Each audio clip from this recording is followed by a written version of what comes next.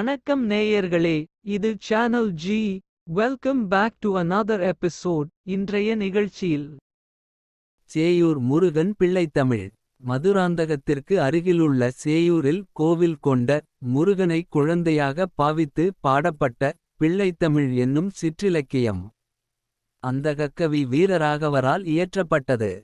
அந்தககவி வீரராகவர் தொண்டை நாட்டில் பாலாற்றங்கரையில் உள்ள பூதூர் என்ற ஊரில் பிறந்தவர்.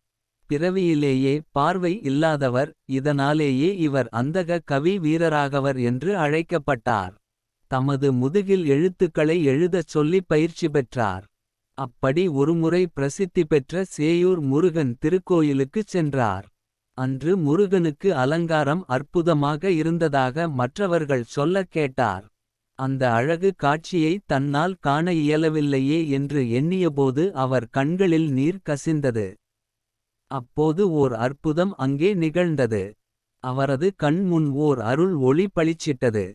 அதில் சேயூர் முருகனின் அழகு கோலம் தெரிந்தது. கூடவே இந்த சேய் மீது பிள்ளை கவி பாடு என்று அசரீரி கேட்டது. உடனே கடல்மடை திறந்தது போல் சேயூர் முருகன் மீது பிள்ளைத்தமிழ் பாடத் தொடங்கினார் வீரராகவர். அடியார் பெருமை அறிவோம், ஆனந்த வாழ்வு பெறுவோம். வெற்றிவேல் முருகனுக்கு அரஹரோஹரா.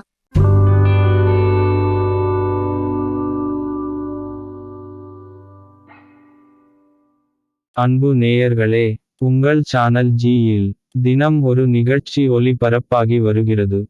உங்கள் கருத்தை எங்களுக்கு எழுதி அனுப்புங்கள். எழுதி அனுப்ப வேண்டிய முகவரி: podcastchannelg@gmail.com